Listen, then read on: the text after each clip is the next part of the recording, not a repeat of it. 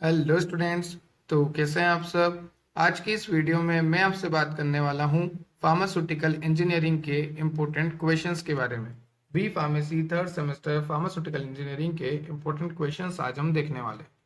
तो देखो, important question से मेरा क्या मतलब है कि यहाँ पर मैं आपको सिलेबस बताऊंगा और फिर मैं आपको यहाँ पर बताऊंगा कि आपको 2 मार्क्स में और 5 मार्क्स में और 10 मार्क्स में क्वेश्चन कहाँ से पुटअप होते हैं और किस तरह के क्वेश्चन बनते हैं।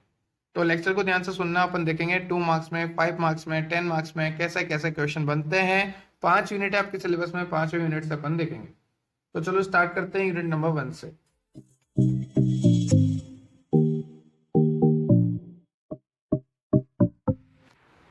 यूनिट नंबर 1 जो है flow of fluid, size reduction and size separation वाली है। तो यहाँ पर अगर मैं सबसे ज्यादा इंपॉर्टेंट बात करूँ तो साइज रिडक्शन होता है। इससे काफी क्वेश्चंस आते हैं साइज रिडक्शन से। ठीक है, तो यहाँ पर मैं आपको 10 मार्क्स में बता रहा हूँ, right a short note on size reduction, इसकी मैकेनिज्म, इसके लॉ और इसके फैक्टर अफेक्टिंग, और साथ में एक एज रनर मिल को भी एक्सप्लेन कीजिए कि एज रनर मिल चलता कैसे है। तो देखिए, यहाँ पर पूरी इंजीनियरिंग में आपको देखनी है machine construction, working, uses, advantage, disadvantage, वो काम कैसे कर रही है, वो बनी कैसे है, यही सब देखना है। तो सबसे पहले आपको 10 मार्क्स में पूछा जाएगा कि साइज रिडक्शन को समझाइए, उसके ऑब्जेक्टिव बताइए, मैकेनिज्म बताइए, ठीक है, लॉज बताइए जो कि साइज रिडक्शन को गवर्न करे, फैक्टर बताइए जिससे साइज रिडक्शन अफेक्ट हो, और साथ में एज रनल मिल को एक्सप्लेन कीजिए। एज रनल मिल जो है, इसकी आप construction, working, uses, merits and demerits को एक्सप्लेन कीजिए। तो ये पूरा क्वेश्चन मिला के 10 मार्क्स में आता है, क्योंकि साइज रिडक्शन में आप कितना ही लिख लोगे, ऑब्जेक्टिव बता दोगे, मैकेनिज्म बता दोगे, तो भी इतना नहीं हो पाता ना। इसलिए साथ में जुड़ जाता है एज रनल मिल या फिर जुड़ जाता है हैमर मिल। ठीक है, तो काफी इजी इजी हैं ये सब टॉपिक्स। अगर आपको फिर भी किसी टॉपिक से रिलेटेड डाउट है तो आप हमें कमेंट सेक्शन में कमेंट कर सकते हैं। मैं आपको लेक्चर अपलोड करके दे दूंगा उस टॉपिक का, जो भी आप कमेंट सेक्शन में कमेंट करोगे। ठीक है, चलो 10 मार्क्स का क्वेश्चन बना। अब 5 मार्क्स का देखते हैं। इस यूनिट से 5 मार्क्स का क्वेश्चन बनता है, रेनॉल्ड नंबर को एक्सप्लेन कीजिए। Explain Reynold number and its significance. Generally अगर मैं देखूं तो रेनॉल्ड नंबर से 2 ही मार्क्स का क्वेश्चन बनता है, 2 मार्क्स का ओनली, और ये इतना इंपॉर्टेंट भी नहीं है, पर एक दो बार आया हुआ है तो मैंने लिखा हुआ है कि रेनॉल्ड नंबर को एक्सप्लेन कीजिए और साथ में इसके सिग्निफिकेंस बताइए। तो रेनॉल्ड नंबर इतना ज्यादा इंपॉर्टेंट है नहीं। सेकंड क्वेश्चन दे रखा है, explain hammer mill. Hammer mill की construction, working, uses, advantage, disadvantage, सारा सब कुछ बताना है। थर्ड आपको दे रखा है क्वेश्चन, एज रनर और एंड रनर मिल को एक्सप्लेन कीजिए। तो इंपॉर्टेंस की बात करूं तो अभी तक इनमें से इतना ज्यादा कोई नहीं पूछा गया। यहाँ पर ये क्वेश्चन फिर भी पूछा गया है, edge runner and runner mill को एक्सप्लेन कीजिए। नेक्स्ट क्वेश्चन है आपके पास, write down the principle, construction, working, uses, merits and demerits. वही सब पूरी कहानी कि किसी भी चीज को अगर हमें एक्सप्लेन करना है तो उसकी construction, working, uses, merits, demerits. Merits demerits का मतलब होता है एडवांटेज, डिसएडवांटेज। तो किसके बताने हैं? सीव शेकर के। सीव शेकर मतलब एक छन्नी होती है जिसको हम शेक करके, या तो खुद से शेक करते हैं या फिर मशीन से शेक करते हैं। उससे क्या होता है कि पार्टिकल जो है छन के नीचे आने लग जाते हैं। ठीक है, तो हमें डिफरेंट टाइप ऑफ पार्टिकल मिलते हैं हर स्टेप। तो ये सीव शेकर होता है। इसके आपको principle, construction, working, uses, merits, demerits बताने हैं। अगर आपको आते हैं बहुत अच्छी बात है, नहीं आते कमेंट सेक्शन में कमेंट कीजिए, मैं आपके लिए लेक्चर अपलोड कर दूंगा। बर्नौली थ्योरम, इससे भी 2 ही मार्क्स का क्वेश्चन आता है, पर कभी कभी 5 मार्क्स और 10 मार्क्स में भी बर्नौली थ्योरम देखने को मिल जाती है। तो बर्नौली थ्योरम काफी ज्यादा इंपॉर्टेंट है। तो यहाँ पर आपको थर्ड फोर्थ फिफ्थ को अच्छे से करना है। Bernoulli theorem, edge runner mill, end runner mill, principle, construction, working and demerits of sieve shaker. 2 marks के क्वेश्चन की बात करूँ तो 2 मार्क्स में आपको पूछा जाएगा कि मैनोमीटर क्या होता है, उसको एक्सप्लेन कर दीजिए। मैनोमीटर जो प्रेशर डिटेक्ट करे। रेनॉल्ड नंबर को 2 मार्क्स में बताइए, बर्नौली थ्योरम को 2 मार्क्स में बताइए। ठीक है, तो यहाँ से इस तरह के क्वेश्चन आपको जनरली पुटअप होते हैं। अब देखो, यहाँ पे दे तो बहुत सारे रखे हैं, air separator, back filtration, elutriation tank, sieve shaker, edge runner, fluid energy mill, orifice meter, venturi meter, pitot tube, rotameter. पर जो जो मुझे इंपॉर्टेंट लगे वो मैंने आपको बता दी। तो वो तो आपको करके जाने ही है। ठीक है, चलिए यूनिट नंबर सेकंड है आपका हीट ट्रांसफर, और हीट ट्रांसफर से क्वेश्चन आता है। 5 मार्क्स में आपको हीट ट्रांसफर पूछा जाता है। हीट ट्रांसफर काफी ज्यादा इंपॉर्टेंट है। ठीक है, तो ये इजी भी है और इम्पोर्टेंट भी है। तो मैं आपको बता देता हूँ क्वेश्चन कहाँ से पुटअप होगा। 10 मार्क्स में क्वेश्चन आपसे पूछा जाएगा, write down A short note on heat transfer और एक्सप्लेन फूरियर्स लॉ। तो हीट ट्रांसफर में आपको क्या बताना है, कंडक्शन बताना है, कन्वेक्शन बताना है, रेडिएशन बताना है। कंडक्शन मतलब हीट एक मॉलिक्यूल से दूसरे मॉलिक्यूल के पास जा रही, कन्वेक्शन मतलब एक से सीधा आखिरी के पास जा रही है। तो इस तरह से कंडक्शन, कन्वेक्शन, रेडिएशन होता है, ये सारे हीट के ट्रांसफर होते हैं मेथड। तो ये आपको एक्सप्लेन करना है 10 मार्क्स में। 5 मार्क्स के क्वेश्चन की बात करूं तो यहाँ पर है steam jacketed kettle. Steam jacketed kettle को आप construction, working, uses, merits, demerits समझाइए 5 मार्क्स में। ओके, 5 मार्क्स में आपको एक और क्वेश्चन दे रखा है, explain the principle, construction, working, uses, merits and demerits. वो का वो ये सब देखो किसके पूछा है यहाँ पर, मल्टीपल इफेक्ट एवापोरेटर। तो आपको एक तो इंपॉर्टेंट है steam jacketed kettle, multiple effect evaporator. Okay, और 5 मार्क्स में आपको इस तरह से भी क्वेश्चन आता है कि define distillation and explain molecular distillation. Distillation बताइए क्या होता है 2 नंबर में, एक तो ऐसा, और फिर उसी के साथ जुड़ जाएगा मॉलिक्यूलर डिस्टिलेशन को एक्सप्लेन कीजिए। तो ये 5 मार्क्स का क्वेश्चन हो जाएगा।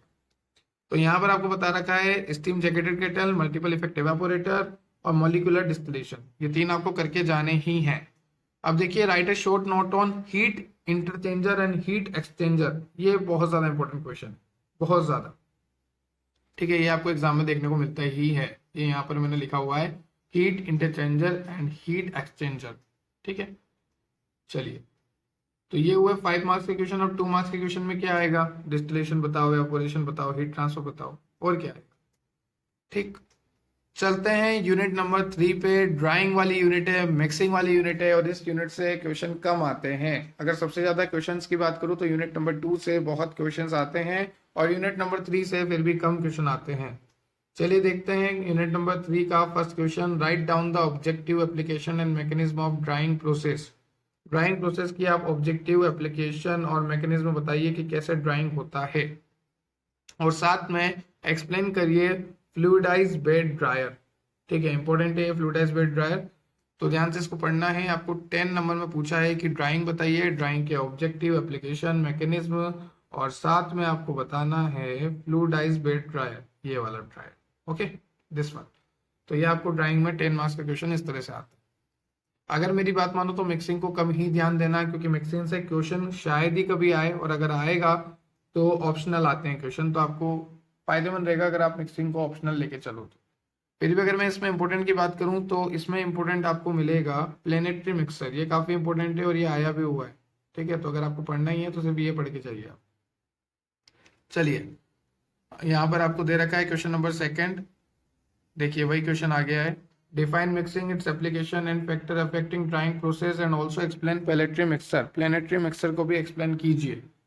ठीक है, तो ये आ गया है क्वेश्चन नंबर 2। नाउ 5 मार्क्स के क्वेश्चन की बात करें। Right down the construction, working, merits and demerits of tray dryer. Tray dryer के बारे में आपको पूछा है कि इसकी कंस्ट्रक्शन, इसकी वर्किंग, इसके मेरिट्स, इसके डीमेरिट्स सब बताइए। और दूसरा आपको पूछा है सिग्मा ब्लेड मिक्सचर। तो अगर आपको पूछा है 5 मार्क्स में, तो आप देख लीजिए क्या क्या पूछा है। एक तो आपको पूछा है प्लेनेटरी मिक्सचर, ये तो 10 मार्क्स में हो गया। फ्लूइडाइज बेड ड्रायर, ये भी 10 मार्क्स में हो गया। और ये ट्रे ड्रायर, ये हो गया 5 मार्क्स में। और एक हो गया सिग्मा ब्लेड मिक्सचर, ये हो गया 5 मार्क्स में। ट्रे और सिग्मा ब्लेड 5 में, प्लेनेटरी और फ्लूइडाइज 10 में। और ये प्लेनेटरी किसके साथ 10 में, पहले मिक्सिंग समझानी पड़ेगी, फिर प्लेनेटरी समझाना आप। ठीक है, और इसमें ऐसा ही है, पहले आपको ड्राइंग समझानी पड़ेगी, फिर आप फ्लूइडाइज बेड ड्रायर समझाना। तो आई होप आपको क्लियर हुआ होगा कि आपको क्या क्या पढ़ना है, क्योंकि सिलेबस बहुत ज्यादा है और हमें पता होना चाहिए कि हमें पढ़ना है क्या है।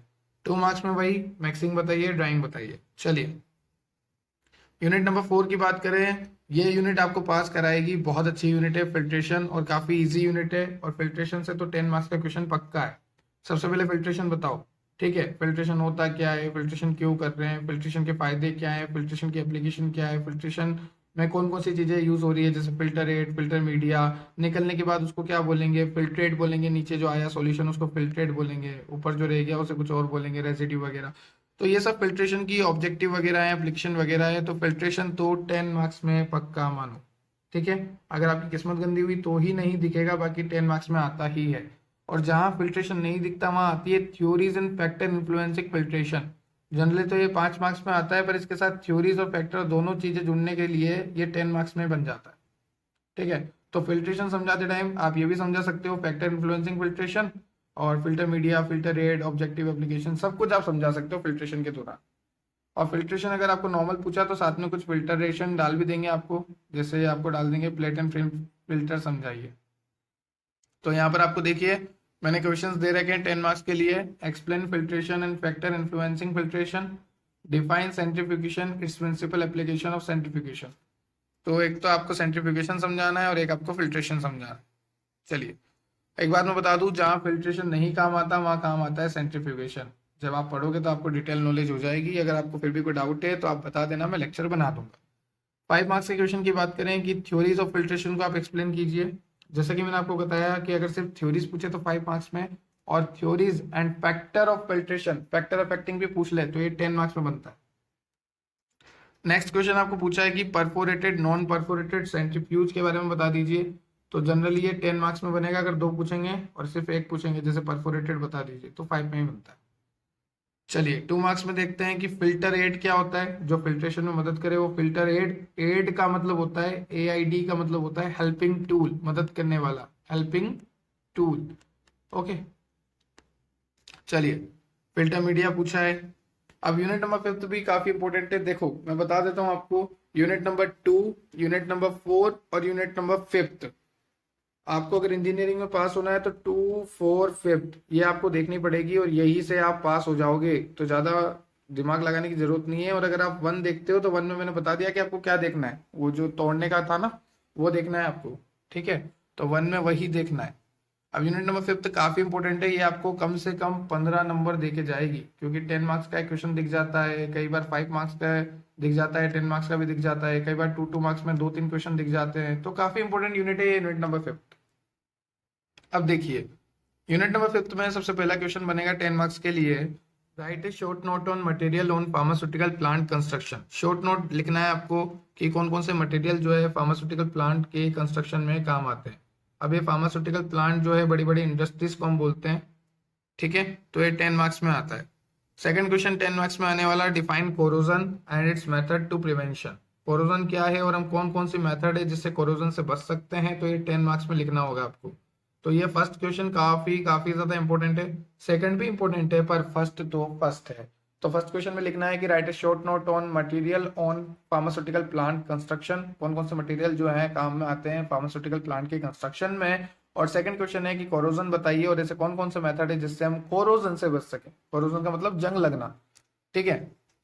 नाउ 5 मार्क्स क्वेश्चन देखते हैं, explain the theories of corrosion. Corrosion की थ्योरीज समझाइए।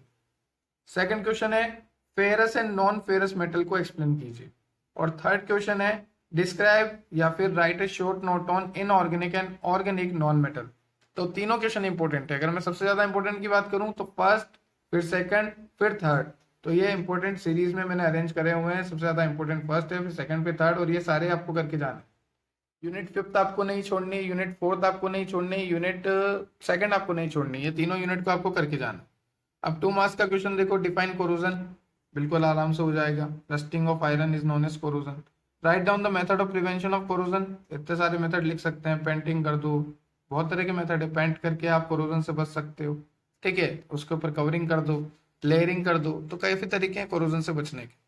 तो ये था फार्मास्यूटिकल इंजीनियरिंग के इंपॉर्टेंट क्वेश्चन। बिलीव मी, अगर आप ये सिर्फ इंपॉर्टेंट क्वेश्चन भी करके जाओगे तो भी आप बहुत अच्छे नंबर से पास हो जाओगे, क्योंकि यही क्वेश्चन पूछे जाते हैं जनरली रिपीटेड मोड पे। काफी सारी कंस्ट्रक्शन वर्किंग आपको यहाँ पे दे रखी है, तो इतने आपको नहीं करनी, इतनी कोई कर भी नहीं सकता, ठीक है।